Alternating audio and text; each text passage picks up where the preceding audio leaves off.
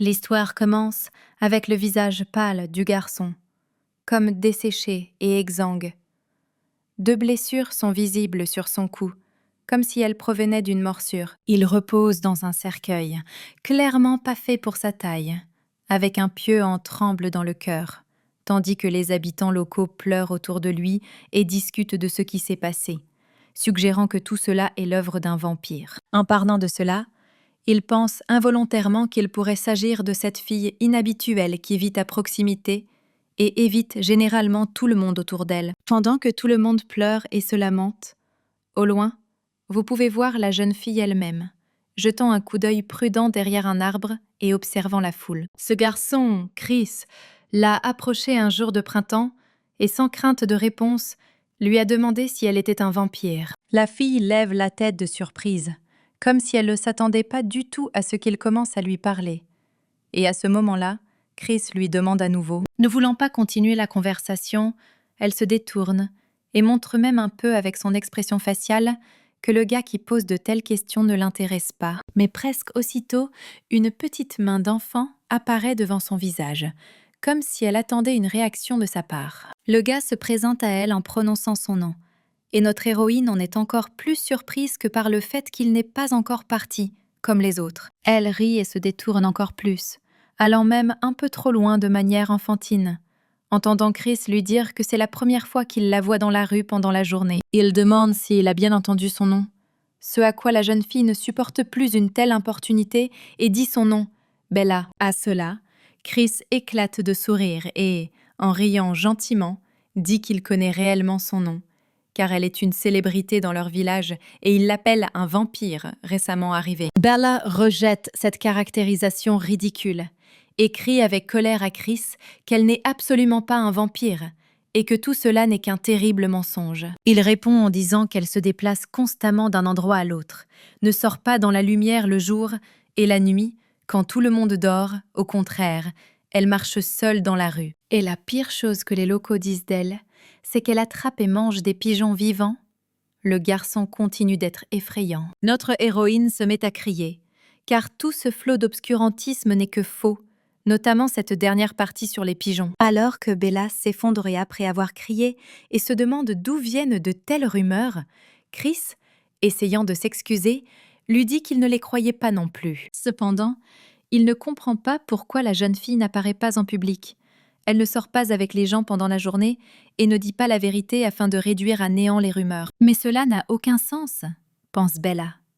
Car peu importe combien de fois elle parle, peu importe combien de dizaines de fois elle répète, essaie de la nier et de la convaincre, personne ne la croit. Comme l'ont dit ses parents, c'est une enfant spéciale. Elle a une capacité, mais elle ne doit la révéler à personne, sinon elle pourrait être en danger. Ensuite, ils lui ont expliqué cela en disant que les gens pourraient mal comprendre sa force. Et pire encore, qu'elle pourrait être prise pour un vampire, et qu'elle devrait alors abandonner sa vie normale. Chris interrompt ses pensées en disant qu'il ne la considère pas comme un vampire, et comprend ce que c'est que d'être incompris par les gens autour d'elle. Il trouve le courage de s'ouvrir à Bella, et baisse la tête avec tristesse, avouant qu'il est né avec un défaut qui empêche une de ses jambes de fonctionner comme elle le devrait. La jeune fille suit attentivement ses paroles, voulant qu'il ne s'arrête pas à mi-chemin et lui en dise davantage sur ce qui l'inquiète. Elle remarque qu'une des jambes est vraiment pliée et le gars lui-même dit tristement qu'il a entendu un jour de ses pères que ses parents regretteraient sa naissance. Chris continue, notant en souriant que ses parents l'aiment toujours et qu'il ne craint plus que ses paroles désagréables se réalisent un jour. Ayant terminé son monologue, le gars tend à nouveau sa main gentille et enfantine à Bella, voulant inviter la fille à entamer une amitié sincère. Le regardant avec ses yeux clairs et sentant son cœur s'emballer, elle accepte sa proposition, heureuse d'avoir au moins un ami. C'était la première personne avec laquelle elle se liait d'amitié, et pour la première fois de sa vie, elle appréciait chaque journée qu'elle passait avec lui. Et surtout, Chris était le premier à qui elle voulait révéler son secret, son pouvoir inhabituel. Lorsqu'il vit son pouvoir caché pour la première fois, il n'en croyait pas ses yeux, admettant que Bella était une fille très inhabituelle qu'il n'avait jamais rencontrée auparavant. Notre héroïne elle-même était très gênée. Montrant ses capacités, Elle craignait que le gars ait peur d'elle et ne veuille plus continuer à communiquer avec elle. Mais Chris, au contraire, est ravie de ce qu'elle peut faire et crie presque de joie quelles opportunités intéressantes la fille a. Bella, avec appréhension dans la voix, demande si le garçon a peur qu'elle puisse encore se révéler être un vampire après tout ce qu'il a vu. Il répond qu'il le sait très bien. Mais notre héroïne ne lâche rien et lui demande à quel point il a confiance dans ses propos. Une minute plus tard, Chris lui pose une question à laquelle elle ne s'attendait pas du tout, et cela la déstabilise complètement. Le gars veut curieusement savoir si Bella a envie de le mordre au cou et de boire son sang, ce qu'il n'hésite pas à lui poser ouvertement et sans détour. La fille, ne s'attendant pas à une telle question, répond strictement par la négative. Elle ne veut absolument pas cela et ils ne savent pas à quoi cela pourrait conduire. Chris la regarde avec ses grands yeux bleus et dit que tout va bien et qu'il lui fait entièrement confiance. Et elle sent son cœur battre plus vite, ne sachant pas comment réagir. Bella tremble, incertaine de ses paroles, effrayée de ce qui pourrait arriver au garçon. Car si elle lui fait du mal, elle ne pourra jamais se le pardonner. Mais tout rentre dans l'ordre quand Chris dit qu'il n'est pas nécessaire de le faire maintenant. C'est mieux quand la fille elle-même croit en elle et qu'il lui fait entièrement confiance. Notre héroïne comprend que leur rencontre a été le plus grand bonheur de sa vie. Car maintenant, il y a quelqu'un qui croyait en elle plus qu'elle-même. Et cela lui réchauffe l'âme. Chris lui rendait habituellement visite pendant son temps libre, mais quand il était temps pour elle de lui rendre visite, une terrible tragédie s'est produite, au milieu de laquelle elle est arrivée avec horreur sur le visage. Sa maison est en feu, et comme le montrent les cris de la foule en colère, le garçon est resté à l'intérieur. Mais il n'est plus possible d'entrer car la maison va bientôt s'effondrer. Sans attendre une seconde, Bella se précipite directement dans le feu, car elle ne peut pas permettre la mort de son seul ami, et maintenant, cela n'a plus d'importance pour elle qu'il voie ou non ses capacités. À part elle, personne d'autre n'a bougé. Mais à chaque seconde, les chances de sauver Chris deviennent de plus en plus petites.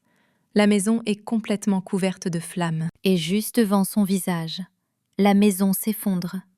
Et dans les décombres brûlants, elle ne voit ni n'entend le garçon. Mais elle essaie de toutes ses forces de le retrouver. Finalement, elle y parvient. Mais Chris est écrasé sous un lourd morceau, et maintenant, il ne peut être sauvé qu'avec l'aide des capacités de Bella. Et elle décide finalement de le faire. Une petite fille soulève un morceau de maison si grand que des dizaines de personnes ne pourraient le soulever sans une seule goutte de sueur.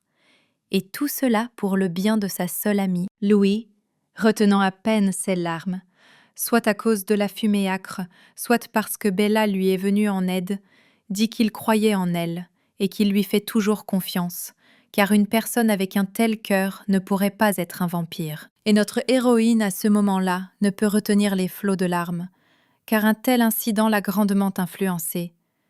Tout ce qu'elle a vécu était pour le bien de leur rencontre, afin qu'elle n'oublie pas un tel ami. Mais en ce moment, il repose dans un cercueil, avec un pieu en tremble dans le cœur et des marques de morsure sur le cou, tandis que la foule pleure autour de son corps et que la pluie continue de tomber. Après un certain temps, la jeune fille a grandi et a pu entrer dans une école fermée d'élite située à la périphérie de l'une des grandes villes. Aujourd'hui, notre héroïne commence sa première journée à l'académie et le commandant l'emmène dans les couloirs de l'institution pour lui montrer la chambre dans laquelle Bella vivra pendant ses études. Bella, elle-même, a grandi depuis qu'elle a rencontré Chris.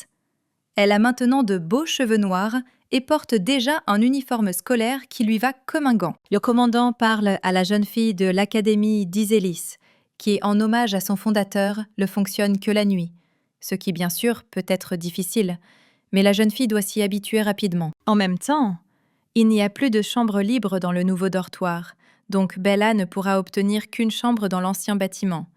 Personne ne l'a utilisé depuis longtemps, donc ça pourrait être un désastre. Mais surtout, continue le commandant, selon le règlement de l'établissement, il est strictement interdit de quitter l'enceinte de l'école après le coucher du soleil, et ce uniquement pour la sécurité des élèves. Cela est devenu particulièrement vrai récemment, lorsqu'un meurtre a été commis non loin de l'école, et à en juger par les rumeurs, c'était l'œuvre d'un vampire. Avec ces mots, Un grand type aux cheveux noirs et aux yeux dorés, également en uniforme scolaire, apparaît juste devant le visage de notre héroïne. Leurs yeux se croisent. Il semblait qu'il n'avait rien remarqué autour de lui, marchant le long du couloir, jusqu'à ce qu'il la voie. C'était quelque chose de plus, quelque chose de fatidique. Il la regarda une fois de plus avant de se retourner et de marcher vers son public. Et Bella le regarda partir jusqu'à ce que le gars s'éloigne. Et même si la fille ne le connaissait pas, elle sentait qu'il était spécial. Ne voulant pas s'attarder plus longtemps, ils se rendent également dans le vieux bâtiment avec le commandant, car il est déjà tard dans la soirée, et notre héroïne n'a toujours pas vu la pièce. Il ne connaissait pas le nom de la nouvelle fille, mais, quoique imperceptiblement, l'espoir de la revoir et de découvrir ce qui excite son âme, ce qui excite son esprit, ce qui l'inspire, s'enflamma dans son cœur. Enfin, Bella fait connaissance avec le lieu où elle vivra pendant sa formation, une pièce située tout au bout du bâtiment, et même sans fenêtre, mais le commandant promet de changer cette pièce par une nouvelle plus tard. Notre héroïne répond avec une certaine indifférence qu'elle aime généralement cet endroit aussi, mais la remercie de son inquiétude et décide d'entrer pour regarder autour d'elle. Lorsque la jeune fille entra pour la première fois dans la pièce dans laquelle elle devait vivre, elle ressentit un mélange de sentiments divers en regardant l'espace qui l'entourait. Elle ne pouvait s'empêcher de remarquer le désordre qui régnait dans la pièce, car des vêtements sales, des livres, des magazines et du matériel de sport gisaient sur le sol. Il y avait des verres vides sur les tables, et le lit était complètement retourné. Mais malgré cela, Bella ne pouvait pas contenir sa joie d'avoir enfin sa propre chambre dans laquelle elle pouvait vivre selon ses propres règles. Notre héroïne a même ri de joie. Et surtout, ce qui a également rendu la fille heureuse, c'est que personne ici ne la considérerait comme un vampire. Car cette académie a des règles très strictes à cet égard et les vampires ne sont tout simplement pas autorisés ici. Bella décida d'ignorer le fait que la pièce se trouvait tout au bord du bâtiment et qu'elle était assez sale, pensant que cela n'aurait pas d'importance, car elle pourrait la nettoyer et la décorer à son goût. Pendant le nettoyage, elle décide qu'elle essaiera de ne montrer ses capacités à personne, car elles ne lui ont profité qu'une seule fois, lorsqu'elle a sauvé Chris. Notre héroïne se souvenait de la façon dont ils jouaient ensemble dans le bac à sable, montaient sur des balançoires et cueillaient des fleurs. Il manquait à Bella, la seule à qui elle pouvait confier ses secrets et ses rêves. Soudain, la porte s'ouvrit, et le gars aux yeux dorés, avec qui elle avait récemment croisé les yeux dans le couloir, entra dans la pièce, et lui, à son tour, parut abasourdi. Très probablement, cela ressemble à ceci, parce que la jeune fille à l'air fragile tient au-dessus de sa tête un lourd lit en bois massif que même quelques hommes forts ne pourraient pas soulever. Il y a une pause gênante entre eux, car aucun d'eux ne s'attendait clairement à une telle rencontre.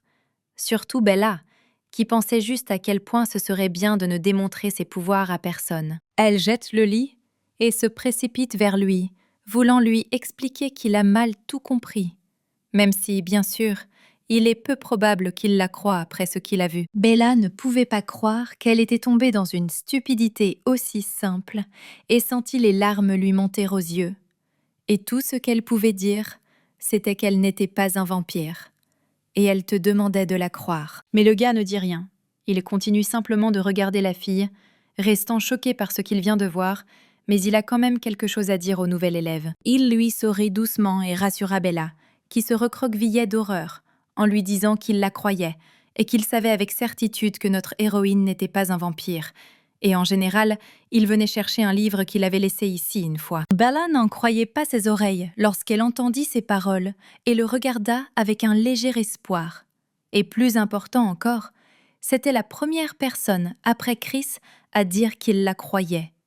Le gars affirme avec confiance qu'aucun vampire ne pourra pénétrer dans son académie, car il existe des règles de sélection très strictes, basées sur de nombreux facteurs. Et son visage montre clairement à quel point la fille est bouleversée par ce qui s'est passé, dit le brun, même si en ce moment elle sourit, heureuse qu'il la croie. Bella lui dit que n'importe qui à sa place se sentirait aussi mal qu'elle le fait maintenant.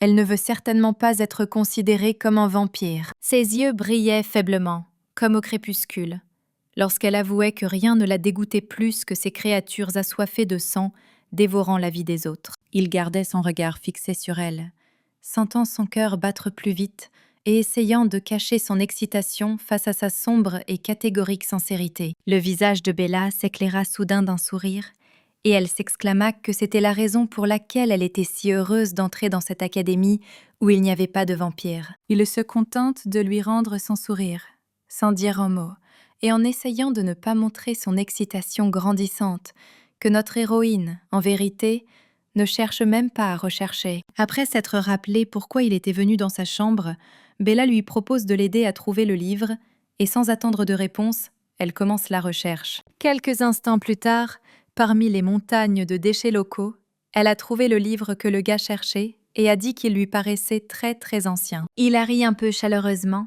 et a immédiatement répondu qu'il aimait les livres comme celui-ci parce qu'ils élargissaient ses horizons et son imagination. Bella le regarda avec curiosité et lui demanda si c'était pour cela que le gars s'était retrouvé dans cette académie, où étudient les étudiants les plus doués et les plus créatifs. De plus, elle est célèbre pour sa bibliothèque locale, qui est l'une des plus grandes et des plus riches du pays, et qui stocke de nombreux livres, magazines et documents rares et précieux. Notre héroïne a ajouté qu'elle adore aussi lire, et qu'il n'y a rien de mieux pour elle que de se plonger dans le monde des livres qui captivent son imagination. Bella lui demande de quoi parle ce livre qu'il cherchait, et il le regarda silencieusement, ne sachant pas comment lui expliquer, et peut-être se demandait-il si cela valait la peine de le faire. Elle lui dit qu'elle est heureuse d'avoir pu lui parler comme une personne normale, qui ne pense pas qu'elle est bizarre à cause de sa force, ou méchante à cause de sa haine des vampires. Rugissant d'embarras, notre héroïne tendit le livre au gars, incapable de croiser son regard, et sentit ses joues brûler de gêne, comme si elle avait fait quelque chose d'interdit en s'ouvrant ainsi. Le gars aux yeux d'or la remercia pour le livre et partit précipitamment, laissant la fille seule. Et Bella commença à se reprocher de ne pas lui avoir demandé son nom et de n'avoir rien appris sur lui à part son amour pour les livres. Avec tristesse et regret, elle tendit la main vers la porte fermée et se répéta que c'était sa chance de se faire un ami qui partagerait ses intérêts et comprendrait ses sentiments. Mais elle la rata. Soudain, la porte s'ouvre. Il revient vers elle et elle ne s'y attendait certainement pas. Son cœur de jeune fille bat plus vite lorsqu'elle entend sa voix mélodique, qui dit qu'il a oublié de lui demander quel est son nom. La confusion et l'excitation submergèrent Bella. Elle sauta sur place et commença à lui dire frénétiquement son nom, ne sachant pas comment réagir au retour inattendu du gars. Il répéta son nom et dit qu'il aimait la façon dont il sonnait et combien il convenait à sa personnalité. Sa voix était douce et sincère, et elle sentit son cœur se gonfler à nouveau un peu. Il y a une pause gênante entre eux, au cours de laquelle Bella n'ose pas lui poser de contre-questions, même si elle veut vraiment savoir en réponse quel est le nom de son bel invité. Il a souri à la jeune fille, et lui a dit qu'il ne voulait pas rester anonyme pour elle. Et l'a invitée à lui demander quel était son nom, si cela ne la dérangeait pas. Elle frissonna et commença à lui demander son nom, ne cachant pas son intense curiosité et, en un sens, sa joie enfantine qu'il lui soit rendue pour cela. Il lui sourit encore plus et lui dit son nom, lui disant qu'il s'appelait Edward et qu'il était en 12e année, ses yeux dorés pétillants, et elle se sentait attirée par lui non seulement par son intelligence, mais aussi par son charme. Edward se rapproche un peu d'elle et lui demande d'être amie, ce qui est la meilleure offre qu'elle puisse entendre.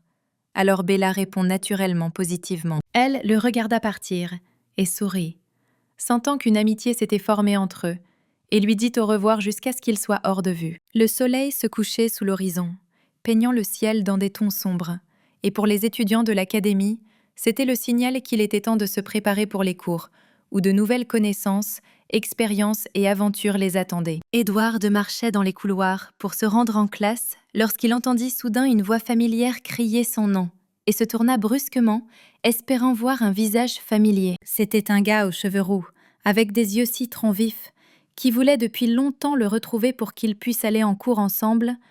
Il s'approcha d'Edward avec un sourire, heureux de le voir en bonne santé. Edward fut seulement un peu confus par son apparition soudaine et s'excusa pour son absence, expliquant qu'il rendait visite à un nouvel étudiant qui avait emménagé à l'académie aujourd'hui. Derrière le gars aux cheveux roux, un autre ami apparut. Un petit gars blond, qui était également intéressé par la nouvelle étudiante et se joignit à la conversation, posant des questions à Edward sur elle. Edward leur a dit qu'elle avait emménagé dans la pièce où il passait constamment du temps, jouant à des jeux, lisant des livres et partageant des secrets. Il a suggéré au gars, qui s'inquiétait de ne pas pouvoir y venir maintenant, de se lier d'amitié avec la fille pour qu'ils puissent s'y retrouver à nouveau, comme au bon vieux temps. 2 autres gars se sont approchés du trio, dont l'un a informé par télépathie Édouard et les autres qu'être ami avec une personne était un non-sens et qu'il devrait rester loin d'elle. Le deuxième a soutenu le premier, ajoutant qu'il ne devrait généralement pas communiquer avec les autres étudiants puisqu'ils ne les comprennent pas, qu'ils devraient se serrer les coudes et ne faire confiance à personne d'autre qu'à eux-mêmes. Edward leur dit également par télépathie qu'il pense que Bella n'est pas comme les autres et qu'elle ne représente probablement aucune menace pour eux, puisqu'elle pourrait être l'une d'entre elles. Les gars sont perplexes,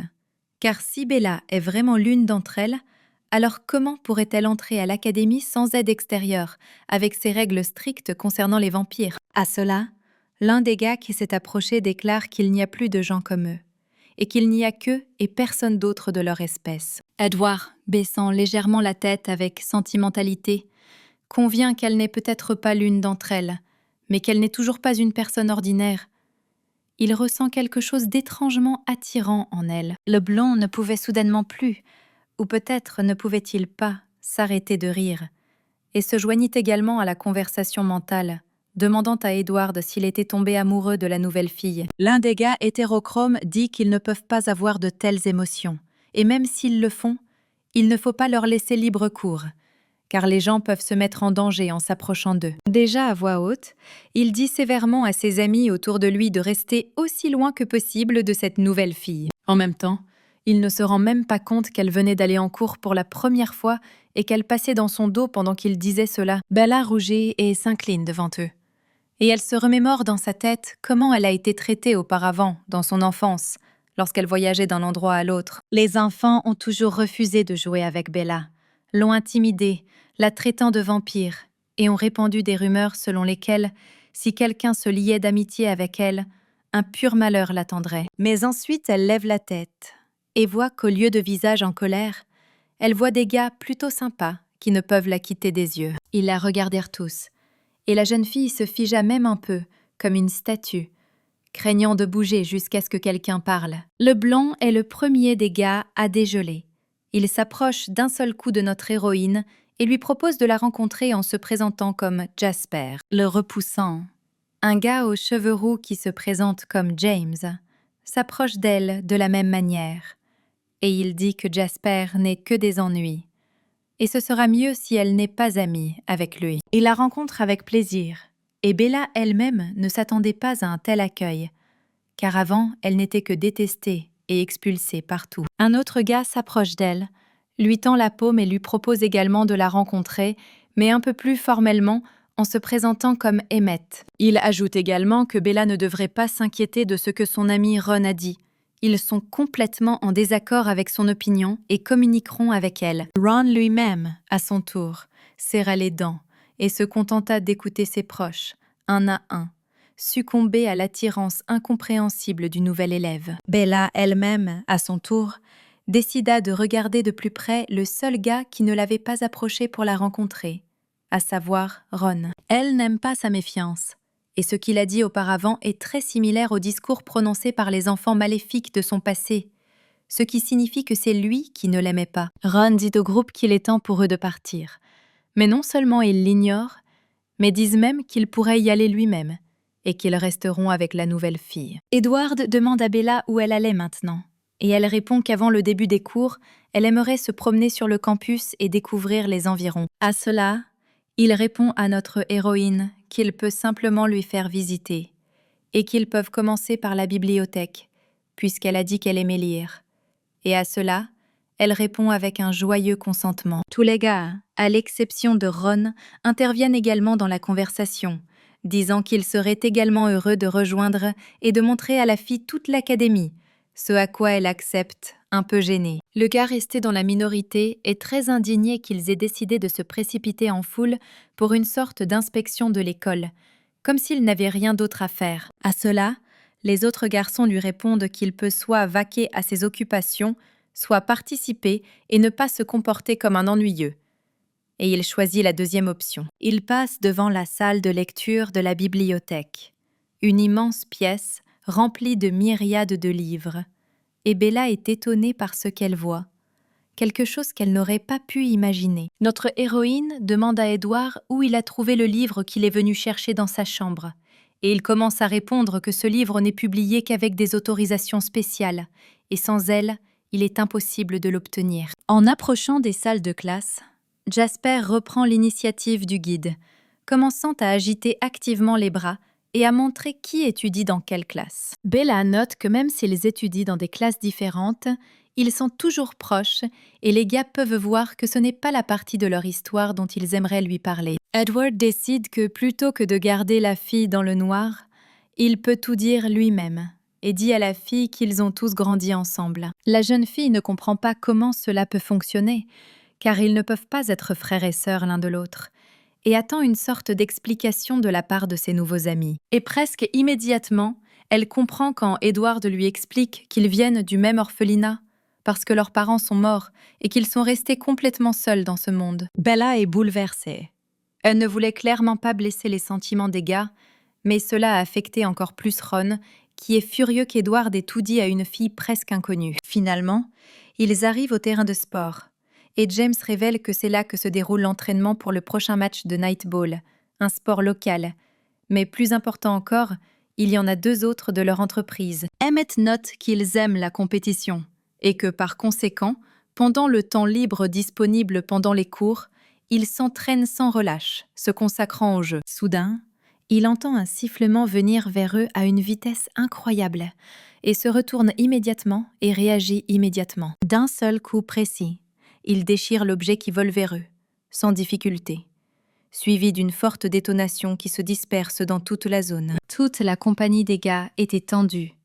Leur objectif était de protéger la fille, et apparemment, à tout prix, ils étaient prêts à accomplir cette tâche. La poussière s'est dissipée, et il est devenu clair qu'il ne s'agissait pas d'une attaque, mais simplement d'une boule nocturne qui avait volé hors des limites et gisait maintenant en morceaux sur le sol. Emmett voit 2 joueurs courir vers eux, qui s'excusent également pour l'arrivée si soudaine du ballon dans cette direction, et dans ces 2-là, il reconnaît ses bons amis, Robert et Michael. Ceux-ci, bien qu'ils crient dans leur direction qu'ils devraient être plus prudents, sont heureux que tout le monde soit en sécurité et que personne n'a été blessé, ce qui signifie qu'ils peuvent continuer à s'entraîner. Après cela, Emmett décide de vérifier si Bella va bien et se tourne vers elle, lui demandant si elle avait trop peur de ce qui s'est passé. Une peinture à l'huile apparaît devant ses yeux. Edward cacha complètement Bella derrière lui, la serrant en même temps par la taille et la tête pour que rien de vital ne soit blessé. Bella, réalisant à quoi cela ressemble de l'extérieur, s'éloigne de lui, rougissante et embarrassée, mais en même temps disant des mots de gratitude pour son salut, ainsi que pour cette petite tournée aussi. Dès que l'occasion s'est présentée, elle a immédiatement couru de toutes ses forces vers sa chambre, sans cesser de rougir une seconde, et les gars au visage surpris l'ont suivi des yeux. Edward lui-même a continué à garder le silence, tandis que d'autres ont commencé à se demander à voix haute pourquoi la jeune fille était partie. Car qui sait, peut-être qu'ils l'ont fait fuir. Notre héroïne a couru vers son dortoir, reprenant à peine son souffle, et s'est arrêtée à la porte pour rétablir au moins légèrement son apport en oxygène. Ayant du mal à se retenir, Bella essaya de ne pas penser à ce qui s'était passé. Mais elle ne pouvait pas. Elle voulait que la terre l'engloutisse. Elle se sentait tellement embarrassée. Soudain, une voix vint derrière elle et prononça son nom. Après quoi elle releva lentement la tête, choquée que quelqu'un soit à nouveau venu vers elle à un tel moment. C'était Ron, un gars aux cheveux bleus et hétérochromie, ce qui fait que ses yeux sont de 2 couleurs différentes.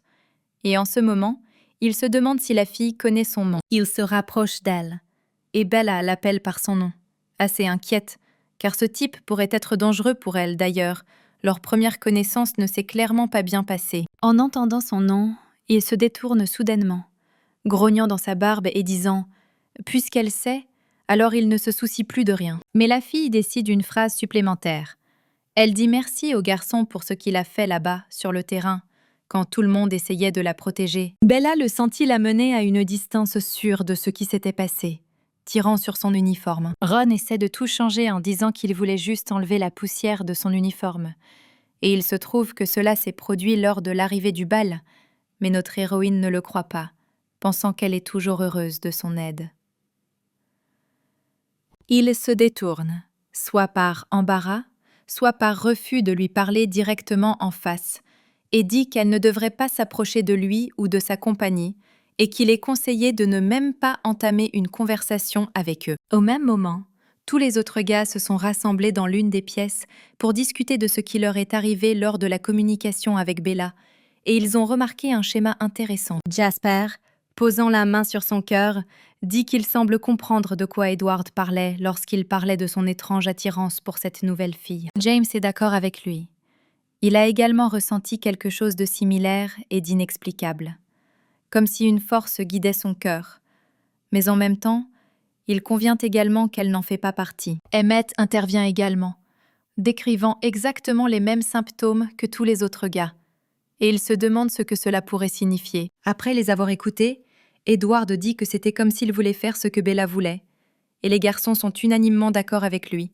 C'est une formulation précise de leurs sentiments. Jasper se demande s'ils sont tous tombés amoureux de la même fille en même temps, mais on lui rappelle rapidement qu'ils ne peuvent pas avoir ce sentiment. Après avoir tout écouté, Edward reste silencieux. Il se rend compte que peut-être que dans son cas, tout aurait pu se passer ainsi, parce qu'il voulait aller bien plus loin que simplement satisfaire les caprices et les souhaits de Bella. Laquelle, à son tour, est sur le point de fondre en larmes en regardant Ron partir, car il veut qu'elle se retrouve à nouveau sans amis, comme cela s'est produit toute sa vie. Entendant de légers sanglots, il se retourne vers Bella, et l'image qu'il voit d'une fille pleurant à cause de ses paroles terrifie le gars. Il s'approche d'elle à nouveau, et elle comprend que le gars n'est pas content de cela, et dit qu'elle a tout compris et qu'elle ne les saluera même pas. Mais sa réaction a changé complètement à l'opposé. Il lui dit qu'elle peut faire ce qu'elle veut, et lui demande de le comprendre correctement afin qu'elle ne pense rien de mal à son sujet ou aux autres gars. Il lui avait déjà dit de ne pas s'approcher, non pas parce qu'il la détestait, et à ces mots il se fige, réfléchissant à la meilleure façon de formuler sa réponse. Ron pince les lèvres, ayant clairement du mal à trouver une raison à ses paroles froides, et encore moins à en parler à Bella. C'est comme s'il était à nouveau échangé, et le gars déclare à nouveau froidement que même s'il lui a dit de ne pas communiquer avec elle, d'autres gars briseront toujours cette interdiction, donc c'est inutile. Après quoi il part. Enfin, la nuit prend tout son sens, ce qui signifie qu'à partir de ces minutes, la classe va commencer.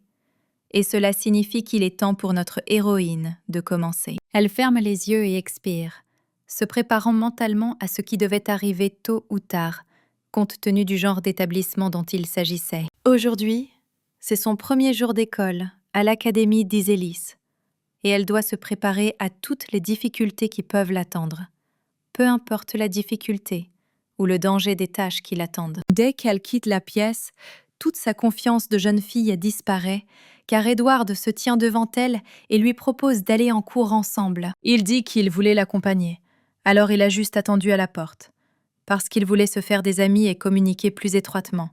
Ce à quoi la jeune fille, confuse par l'apparition soudaine d'Edward, ne peut que hocher la tête. Bella se surprend à penser que le gars veille à ce qu'elle ne se sente pas mal à l'aise après le transfert, et note qu'il est très attentionné, même envers une nouvelle fille. Il marche à un rythme mesuré le long du couloir de l'école, et Bella voit que tout le monde autour d'eux salue Edward, et il salue tout le monde en retour, ne laissant personne inaperçu. Ainsi, notre héroïne ajoute à ses notes mentales sur ce type qu'il est très populaire au sein de l'école, mais c'était prévu, car il est cool et sympathique à la fois. Edward voit que la jeune fille est perdue dans ses pensées, tout en le regardant avec méfiance, et décide de se rapprocher d'elle, lui demandant si elle se sent vraiment mal à l'aise à côté de lui. Lorsqu'il lui pose cette question inattendue, la jeune fille ne sait pas quoi répondre, et sa voix tremble de peur et de gêne. Elle essaie frénétiquement d'expliquer que son comportement n'est pas lié à lui. Bella, rougissant comme une tomate, essaie de lui dire qu'elle apprécie son amitié et qu'elle a peur, comme si, au contraire, il ne serait pas mal à l'aise de l'accompagner. Elle dit également qu'elle ne veut pas faire irruption dans leur entreprise sans autorisation, être intrusive ou interférer avec son temps avec les amis avec qui il a grandi. Quand Edward entend ces paroles, il rit en réponse et dit qu'elle n'interfère pas, mais qu'au contraire, elle rend leur compagnie plus agréable. En même temps, il demande si Ron lui a vraiment dit cela. Sans une once de gêne, mais d'une voix excitée, Bella répond que Ron n'a rien à voir avec cela, même si dans son cœur, elle comprend que Ron, bien qu'indirectement, a influencé ses pensées sur les gars. Le gars reconnaît facilement le doute dans sa voix et dit que Ron ne l'a probablement pas fait par méchanceté, mais uniquement pour protéger ses frères. La raison ne réside pas en elle, poursuit-il, mais dans un secret qu'il partage avec d'autres gars et qu'il veut lui montrer maintenant. Il la regarda dans les yeux et, sans prononcer un mot avec sa bouche, lui fit comprendre directement qu'il avait la capacité de lire les pensées des autres. Bella ne pouvait pas croire qu'il lisait dans ses pensées, et qu'il était maintenant dans sa tête. Elle sentit ses joues rougeoyer et une chaleur agréable se répandre dans son corps, malgré le fait qu'elle soit sous le choc. Edward confirme sa supposition et dit de la même manière qu'il a la capacité de télépathie et qu'il n'en a parlé qu'à notre héroïne. Un frisson lui parcourut le dos lorsqu'elle réalisa qu'elle n'était peut-être pas la seule à posséder des pouvoirs surnaturels, et qu'en plus, quelqu'un qui pouvait lui faire confiance les possédait. Edward la regarde encore quelques secondes, souriant gentiment, et lui dit au revoir, souhaitant à Bella bonne chance pour les cours d'aujourd'hui. Elle lui répond avec enthousiasme de la même manière, sans quitter ce beau mec de ses yeux roses. Mais tout finit par se terminer, et elle va en classe. Il s'avère que Jasper est également un élève de sa classe, et dès qu'il voit la fille, il saute de sa chaise et commence énergiquement à lui faire signe de la main, disant qu'il adorerait être en classe avec elle. Notre héroïne elle-même n'en est pas moins heureuse que Jasper, même si elle ne le montre pas si violemment, répondant simplement et calmement qu'elle aime sa compagnie. Il invite avec complaisance Bella à s'asseoir à côté de lui, ce à quoi elle note à juste titre que le siège est déjà occupé par quelqu'un et qu'elle ne peut pas simplement jeter les affaires des autres. Mais Jasper ignore simplement cela, disant que c'est tout à fait normal, et que celui qui est assis ici ne sera pas trop offensé en cédant sa place à une fille comme Belle. Et en général, Ron ne se soucie pas de savoir où il est assis, poursuit-il, du moment que le type en question se tient juste derrière les épaules de notre héroïne, qu'il ignore. Elle se retourne, captant le regard de Jasper, un peu alarmée à l'idée de voir derrière elle la seule personne de toute l'école qui ne l'aime pas. C'est ce qui se passe. Et pendant que Jasper rit en arrière-plan, le visage de Ron se tient devant elle, qui n'aime clairement pas cette perspective. Bella crie de surprise, babillant sur la façon dont elle va essayer de trouver un autre siège, mais Ron expire simplement avec lassitude et répond brièvement qu'il ne se soucie pas de savoir où s'asseoir. Même si ce n'était qu'une façade, Bella sentait au fond de sa tête que le gars la regardait avec colère pendant tout ce temps, pendant que les cours se poursuivaient. Au bout d'un certain temps, les cours touchent à leur fin et les cloches sonnent dans les couloirs, annonçant une foule d'écoliers désireux de se mettre rapidement à vaquer à leurs occupations. Bella récupère ses manuels et se lève presque de son bureau quand Jasper se tourne vers elle et lui demande ce qu'elle compte faire après l'école. La jeune fille dit qu'elle a prévu un nettoyage général pour aujourd'hui, afin de remettre enfin la pièce en bon état après les précédents propriétaires. Hier, elle a pu ranger d'une manière ou d'une autre pour pouvoir utiliser les meubles, mais elle n'a pas eu assez de temps pour un nettoyage en profondeur et il a fallu jeter beaucoup de choses. Jasper, à sa manière habituelle, lui répond qu'il sera fabuleusement heureux de l'aider, si bien sûr cela ne la dérange pas. Ce à quoi elle donne une réponse positive. Le couloir de l'école respire la liberté. Presque tous les étudiants ont quitté leur lieu d'études et partent en voyage d'affaires, et notre héroïne fait de même. Soudain, sans aucun avertissement, elle entend la voix d'Edward dans sa tête, l'appelant par son nom, et elle se retourne. C'est bien lui, et en ce moment il demande soigneusement à notre héroïne comment se sont déroulés ses premiers cours à l'académie et s'il y a eu des problèmes. Elle répond joyeusement que, comme elle était dans la même classe que Jasper, tout s'est généralement déroulé calmement, même un peu amusant. Edward attire particulièrement l'attention sur cela, disant avec intérêt à Bella que puisqu'elle étudie avec Jasper, cela signifie qu'elle est également dans la même classe que Ron. Notre héroïne lui raconte que Ron a non seulement étudié avec elle aujourd'hui, mais qu'il a également cédé sa place sans provoquer de scandale ni d'hystérie, ce dont elle lui est reconnaissante. Ce n'est pas la réaction de Ron qu'Edward aurait pu attendre de sa part, car, comme il le sait, Ron a même failli se battre avec l'un des étudiants pour cette place. Ron lui-même s'avança les bras croisés, comme s'il avait été là depuis le début, expliquant qu'en fait, il n'avait rien concédé et que sa place lui avait simplement été retirée. Emmett intervient dans leur conversation disant que cet imbécile aurait pu céder sa place à Bella sans plus tarder et ne pas se comporter de manière aussi inappropriée. James apparaît immédiatement, ajoutant que puisque Bella est nouvelle, eux, en tant que plus âgés, devraient s'occuper de la fille et l'aider autant que possible. Ron bouillonne d'une telle attaque contre lui-même, tandis que les autres le grondent.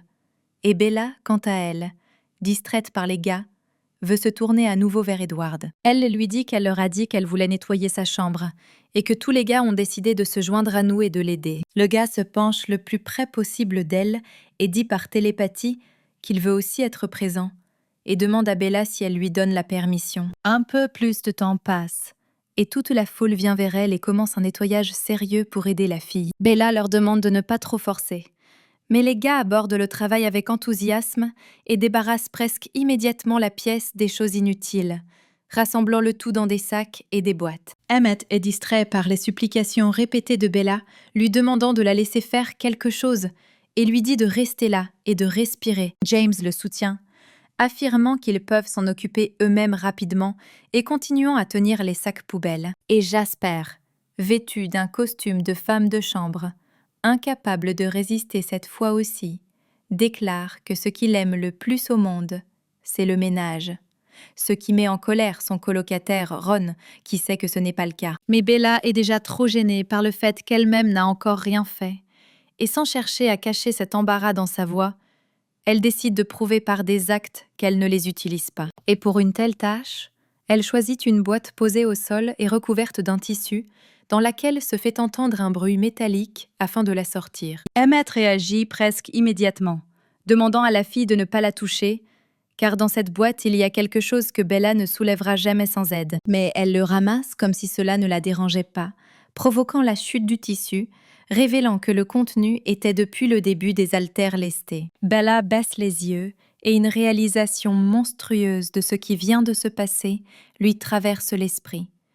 À savoir que les gars dans la pièce voient une fille fragile tenant plus d'un quintal de fer dans ses mains. Elle comprend à quoi cela ressemble de l'extérieur, et cela signifie que désormais, non seulement Edward, mais aussi les autres garçons connaîtront sa force. Les gars et Bella sont choqués, et personne ne fait de bruit dans toute la pièce, ne sachant pas comment réagir à ce qui s'est passé et à ce qui va se passer ensuite. Bella était choquée de se retrouver à nouveau dans une situation aussi stupide, et elle avait l'impression qu'elle ne pouvait plus rien dire ou faire. Edward vient à nouveau à son secours, lui proposant simplement de lui donner la boîte, ce que la jeune fille fait silencieusement, rougissant toujours. Il prévient par télépathie Bella qu'il possède également cette capacité, ce qui signifie que tout ira bien et qu'elle n'a rien à craindre. Elle se tait, puis il lui demande si elle a commencé à le craindre à cause de ses capacités ou, au contraire, si elle le détestait profondément. La fille s'effondre et crie, tournant la tête, qu'elle ne les détestera jamais, eux et Edward, pour leurs capacités. Le gars lui répond à nouveau par télépathie qu'ils ne détesteront pas la fille pour ses capacités, et elle se détend, se noyant dans ses yeux. Ron était en colère. Il réalisa ce qui se passait, et à travers ses pensées, il commença avec indignation à demander à Edward pourquoi il avait commencé à parler à la fille par télépathie. Les autres gars veulent connaître la vérité autant que lui. Et il regarde aussi attentivement Edward, attendant sa réponse. Mais au lieu de cela, le gars demande simplement à Bella à voix haute si elle peut alors garder ses capacités secrètes et n'en parler à personne. La jeune fille jure que personne ne saura jamais d'elle qu'Edward a des pouvoirs surnaturels. Et elle ne bavardera jamais. Au plus profond de son âme, Edward éprouve une gratitude extrêmement profonde envers sa nouvelle petite amie, qui ne décevra pas sa confiance et gardera son secret.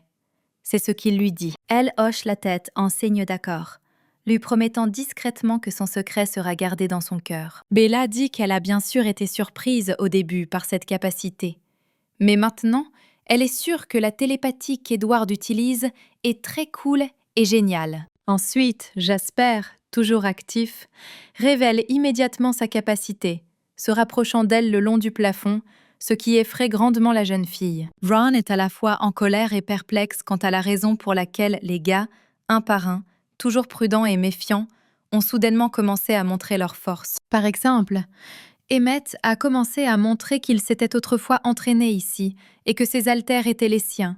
Mais avec sa force, il peut soulever des objets beaucoup plus gros sans forcer. James révèle qu'il peut contrôler le feu.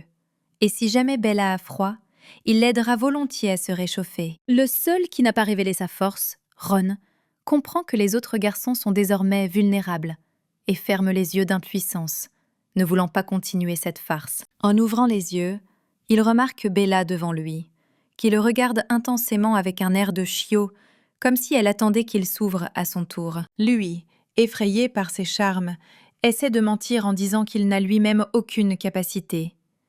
Des gouttes de sueur commencent à apparaître sur son visage. Sans le quitter des yeux, Bella dit que Ron n'a pas besoin de parler de ses pouvoirs si cela le met mal à l'aise. Il bout comme une théière, disant à notre héroïne qu'il a peut-être des capacités, mais qu'il ne veut pas les montrer.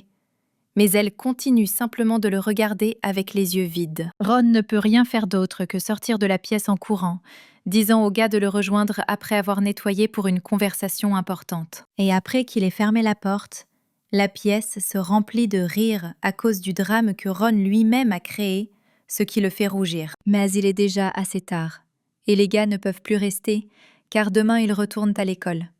Alors Edward décide de dire bonsoir à la fille et d'aller dans leur chambre en groupe. Les garçons, bien qu'à contre-cœur, quittent l'espace de Bella, lui disant également au revoir et promettant de se voir demain. Quand la porte claque, Bella pense qu'elle est incroyablement chanceuse d'avoir rencontré des gars aussi gentils et sympathiques. Et maintenant, elle sait qu'elle n'est pas seule dans ses pouvoirs.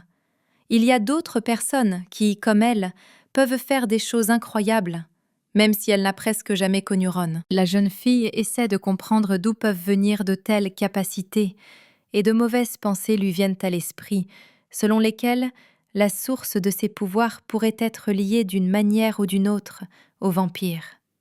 Mais elle se ressaisit immédiatement, car c'est précisément à cause de malentendus aussi absurdes dans l'enfance que ceux qui l'entouraient, qui craignaient et ne comprenaient pas ses pouvoirs, se moquaient d'elle. Notre héroïne ne fera pas la même chose que ceux qui l'ont humiliée, surtout après avoir rencontré celui qui est devenu le premier à croire en elle après Chris. Bella prend sa volonté dans son poing et se déclare qu'elle le croit et qu'elle ne fera pas d'erreur, perdant confiance et suscitant la colère. Il y a beaucoup de monde dans le monde, et dans ce monde, il y a une place pour des gens comme elle, Edward et ces gars-là, et surtout, elle a désormais acquis quelque chose qui ressemble à une famille, car ces gens l'accepteront telle qu'elle est, ce qui signifie que sa solitude a pris fin. Pendant tout ce temps, une grande pleine lune était visible dans le ciel nocturne, qui ressemble à un îlot de lumière dans une mer de nuages sombres, éclairant le chemin de tous ceux qui ne sont pas encore rentrés chez eux. À l'heure actuelle, à l'académie,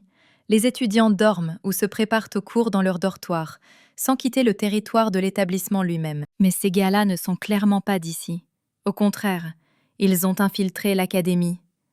Et qui sait de quoi ils ont vraiment besoin? L'un d'eux, un grand type aux cheveux couleur d'acier, renifle soigneusement et constate que l'enceinte de l'académie sent extrêmement nauséabonde. Une autre confirme en disant qu'une odeur aussi désagréable pour eux ne peut provenir que des vampires, ce qui signifie que le but pour lequel ils se sont lancés dans cette aventure est très proche. C'est leur rare chance d'obtenir une justice qu'ils ont autrefois perdue, mais qu'ils peuvent désormais restaurer en trouvant quelque chose qui les satisfasse. En même temps, Bella ne peut s'empêcher de se réjouir de la propreté que les gars ont aidé à laisser dans sa chambre, et à une telle vitesse. Désormais, ce n'est plus cette pièce encombrée dans laquelle tout n'était pas à sa place et les meubles étaient sans dessus-dessous. Mais ensuite, notre héroïne croise son regard sur l'un des sacs qui se trouve juste contre le mur, qu'ils ont oublié de jeter, et Bella décide alors de le faire elle-même. Elle prend calmement un sac poubelle et va le jeter,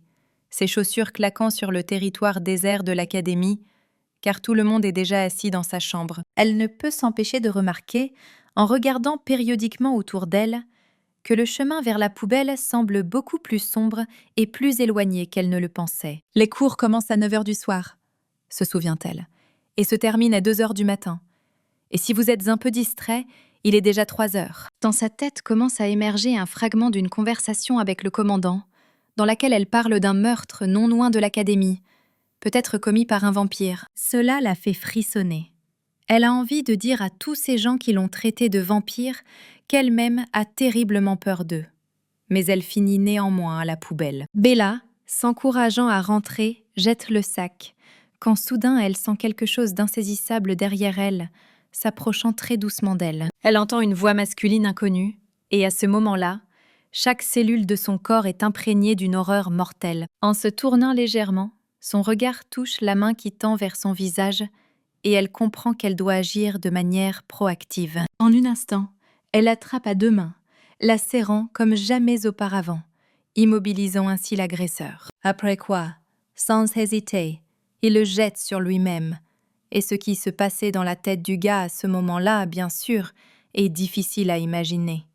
Mais clairement, rien de bon. Sa destination est l'asphalte, sur lequel elle jette avec rugissement le corps de l'inconnu, au point qu'il se retrouve enfoncé dans le sol. Respirant lourdement à cause du lancer, et peut-être de la peur, Bella demande si cet étranger est le même vampire qui chasse à proximité. Mais après avoir regardé de plus près, elle remarque que le gars porte un uniforme scolaire. Et il n'a pas l'air très bien pour un être immortel qui n'aurait pas peur d'une telle chute. Bella entend des voix s'approcher d'elle et de l'étranger. Et ces personnes sont clairement déterminées à protéger leur ami en l'attaquant. L'un de ces types se précipite sur elle, révélant des ongles et des crocs anormalement gros. Une rage bestiale éclate dans son regard. Mais notre héroïne est prête à se défendre. Elle se retourne sans une once d'émotion sur le visage, prête à se battre. Bella, après avoir attendu le bon moment, frappe l'attaquant en plein ventre, sans retenir sa force, ce à quoi il ne s'attendait pas du tout. Non seulement le coup était fort, mais ce n'était même pas un étudiant, mais une femme, étudiant. Le gars tombe sur l'asphalte, accroupi dans une douleur insupportable. Son ami regarde ce qui se passe avec horreur, et notre héroïne se met en position de combat, attendant le prochain perdant qui veut l'attaquer. Mais ce dernier ne va pas se battre. Un large sourire apparaît sur son visage, après quoi il demande à la fille ce qu'elle est, puisqu'elle a pu tuer Seth, l'un des plus forts. Bella n'est pas amusée. Elle répète sa question, l'adressant à ce type aux cheveux couleur lilas. Elle veut savoir si ce sont des vampires ou pas. L'étranger a été clairement offensé par cela. Il a été offensé par le fait qu'on l'ait traité de vampire et a exigé que la fille revienne sur ses paroles. Mais un autre gars s'approche de lui, plus grand que les autres et portant des lunettes, lui disant qu'ils ne sont pas des vampires. Sa voix rayonne de calme et de tranquillité. Bien qu'il rigole, mais toujours avec un certain embarras, il souligne que pour ces gars-là, il n'y a pas de pire insulte que de se faire traiter de vampire qu'il déteste. Celui qui l'a reçu au ventre, qui s'appelait Seth, se lève avec difficulté et, en grognant un peu, dit qu'il n'a pas l'intention de tolérer de telles accusations. Et celui qui n'a pas osé attaquer, au contraire, avait la chair de poule, même si notre héroïne ne comprend pas si c'est parce qu'elle les appelait des vampires ou à cause de son ardent camarade. Finalement, ils se tiennent en face d'elle et disent que dans ce monde, ils méprisent avant tout un seul phénomène, une seule espèce qui habite notre monde, à savoir ces créatures rusées et cruelles, secrètes et dégoûtantes qui se nourrissent du sang des êtres vivants et ne connaissent aucune pitié. Après avoir écouté leur position, Bella leur demande pardon, car elle avait très peur, pensant qu'ils voulaient l'attaquer, alors son corps s'est mis en mode automatique. Cette entreprise, au contraire, lui demande pardon, car cela ne valait pas la peine d'approcher un inconnu en pleine nuit sans l'avertir au préalable, surtout dans le contexte des événements récents. Le grand type qui a reçu le coup au ventre se présente comme étant Seth. Il assume une part de responsabilité sur lui-même, car il a en fait attaqué, en essayant de protéger son ami. Le gars aux cheveux lilas se présente comme étant Liam. Il est vraiment heureux de rencontrer la fille, et il lui rappelle un peu Jasper. Ensuite, le gars avec des lunettes se présente, se faisant appeler Sam. Il a l'air dérangé par le fait qu'ils ont fait peur à la fille, et il s'excuse à nouveau. En regardant attentivement ces grands gars, Bella s'est surprise à penser qu'habituellement, dans de telles situations, elle est elle-même prise pour un vampire. Et ces gars communiquent avec elle comme si de rien n'était. Elle se tourne vers le seul qui ne s'est pas présenté, bien que les autres l'appellent Jacob, lui disant qu'ils ont l'uniforme d'une autre école, pas de l'académie locale. Et elle se demande ce qu'il cherche. Seth, avec une pointe de fierté dans la voix, déclare qu'ils sont des étudiants de Sunshine City High, le principal rival de la Dizelis Academy. Liam dit que cette fois, ils sont venus ici pour trouver des idiots locaux qui ont récemment ruiné leur vie et rétablir la justice. Après cela, son visage change brusquement, disant qu'il a compris d'où venait cette même puanteur qu'il n'a ressentie qu'en entrant sur ce territoire. Bella se retourne et voit Robert et Michael, qui veulent savoir ce que ces non-locaux ont oublié au milieu de la nuit, pas dans leur école, et même autour de leur nouvel élève. Il emmène notre héroïne derrière eux et adopte une position défensive, attendant une réponse des étrangers. Bella essaie de leur dire qu'il y a simplement eu un malentendu, mais ils ne l'entendent pas. Liam panique. Il traite les athlètes qui arrivent de connards et leur demande la même chose, comme s'il savait qu'ils pouvaient représenter un danger. Jacob décide de résoudre ce problème avec des mots et dit qu'ils sont venus ici pour enquêter sur le meurtre mystérieux survenu récemment, et il soupçonne qu'il devrait également être au courant. Son regard s'assombrit lorsqu'il affirme que ce n'est pas une personne au hasard qui a été blessée, mais un élève de Sunshine City High, du même âge qu'eux. Bella est choquée. Elle entend cette information pour la première fois, et même si elle essaie de dire quelque chose, elle n'y parvient pas. Robert déclare d'une voix de fer que tout cela ne veut rien dire pour lui, et en général, il ne comprend pas ce que cela a à voir avec leur académie. Liam n'est pas satisfait de cette réponse. Il commence à sourire, et dans un accès de rage, crie qu'il n'a pas besoin d'indices, que les étudiants locaux n'ont rien à voir avec ça. À cela, Robert rétorque sarcastiquement que des choses aussi terribles que les meurtres sont principalement dues aux visiteurs nocturnes eux-mêmes. Non seulement Liam réagit à cela, mais aussi le reste des tyrans de l'école voisine. Et Jacob précise, avec de la colère dans la voix, si Robert a peur de regretter ce qu'il vient de dire. Et non seulement il ne reste pas silencieux, au contraire, il précise avec jubilation dans la voix qu'ils sont venus spécifiquement à la pleine lune, et même si brillants, car les jours ordinaires, ils ne leur conviennent même pas. À ce moment-là, Seth n'en peut plus et se précipite sur Robert comme une bête, voulant lui couper la langue pour toutes ces insultes qui lui ont été infligées ainsi qu'à ses frères. Robert, à son tour, ne recule pas, mais au contraire se précipite vers le voyou, estimant que l'avantage en force est toujours de son côté, même s'il est plus grand. Seule Bella, qui se tenait entre les gars et écartait les bras pour qu'ils ne puissent pas se rapprocher, les empêcha des inévitables coups. Elle crie à plein poumon pour qu'ils arrêtent tous les deux de se battre immédiatement, et comme il s'avère que cela fonctionne réellement, il s'arrête complètement. Robert, qui ne connaît pas les capacités de Bella, se demande maintenant où une telle fille a une telle force, puisqu'elle a pu l'arrêter avec sa main. Michael s'approche de notre héroïne et lui dit d'une voix calme que lui et Robert ont décidé de se moquer de la fille. Et c'est pourquoi ils sont venus l'aider. À cela, Bella répond qu'il y a eu un petit malentendu entre eux, mais rien de plus. Alors elle demande encore une fois d'arrêter de se disputer. Soudain, toutes les personnes présentes entendent une voix douce derrière elles, demandant ce qu'ils font tous ici à une heure si tardive. Et cela appartient à Edward. L'équipe des visiteurs de nuit le regarde, sans le quitter des yeux et surveillant chacun de ses mouvements. Il peut même sembler qu'il grogne un peu en sa direction. Bella, voyant Edward, reste sans voix. Elle ne s'attendait pas à le voir ici, mais elle est encore plus surprise par son visage sévère, encadré par le clair de lune.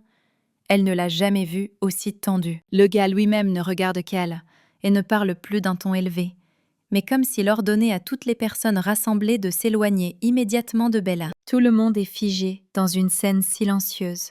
Et tout le monde attend au moins quelque chose, jusqu'à ce que Bella brise enfin le silence pour désamorcer la situation. Notre héroïne raconte à Edward qu'elle a décidé de sortir elle-même les poubelles restantes et qu'elle a eu un léger malentendu avec les invités d'une autre école qui sont arrivés ici. Après l'avoir écoutée, il se rapproche de la fille, L'expression de son visage devient la même attentionnée que d'habitude. Il demande à Bella si elle a été blessée, et ayant reçu une réponse négative, il dit qu'il en est content. Édouard l'invite à retourner dans sa chambre, car ici c'est dangereux, et il est déjà tard, et propose d'emmener notre héroïne dans la chambre, dans laquelle elle lui demande d'attendre. Elle a besoin de savoir ce qui va se passer ici. Jacob les arrête. Il demande à Edward pourquoi il pensait pouvoir se lever et partir. Parce qu'ils n'ont pas encore terminé la conversation avec lui. D'une voix glaciale, Edward répond qu'il n'a rien à leur dire. S'ils ne veulent pas de problème, alors il vaut mieux qu'ils quittent le territoire de l'académie tout de suite. Mais Jacob a une mission. Il doit demander si la mort de leur élève était l'œuvre des locaux ou non, ce qu'il demande à Edward, qui nie toute implication. Il est soutenu par Michael, qui dit que les étudiants de l'académie ne font pas ce genre de choses et qu'ils devraient chercher quelqu'un d'autre. Liam intervient à nouveau dans la conversation, disant qu'il n'a pas seulement besoin de mots, puisque tout cela n'est que vide, mais d'une preuve réelle de leur non-implication. Robert lance également une attaque verbale, posant une contre-question pour savoir si l'accusateur dispose des mêmes preuves, car sans cela, toutes les attaques sont sans fondement. Jake lui répond en disant qu'ils ne sont pas venus dans cette académie à l'odeur dégoûtante aujourd'hui comme ça. Ils ont de bonnes raisons pour cela. Ici, Edward n'en peut plus de dire ce que ces gens feront s'il s'avère soudain que les locaux sont à blâmer, que c'est vraiment leur faute. Liam n'a besoin de rien de plus pour confirmer la culpabilité d'Edward et de sa compagnie. Et il est prêt à se lancer dès maintenant dans la bataille pour venger son camarade. Edward lui-même comprend que Bella pourrait souffrir maintenant et décide donc qu'il ne se retiendra pas pour protéger ses amis. Mais notre héroïne attrape sa manche et, les larmes aux yeux, supplie Edward de ne pas se battre et fait également la même demande à Liam en espérant que les garçons l'écouteront. Liam s'arrête, comme si quelque chose le retenait en place, l'empêchant de résister à la volonté de Bella, et tout ce qu'il pouvait faire, c'était rester là et regarder Edward du regard. À son tour, il s'excuse auprès de Bella, promettant qu'ils ne se battront pas, et s'excuse de l'avoir inquiété à cause d'une telle tournure dans leur conversation avec Liam. Il se tourne également vers Jacob, déclarant qu'il sait pourquoi ils sont venus aujourd'hui et pourquoi ils ont commencé à se méfier d'eux, mais il s'empresse de les rassurer en leur disant que lui et son entreprise n'étaient pas impliqués. Liam est furieux que Jacob ne réponde pas à cela et crie qu'il ne devrait pas croire ces gens sur parole parce qu'ils sont trop rusés et méchants. À cela, Edward répond qu'il leur a dit la vérité. Mais le croire ou non, c'est leur affaire.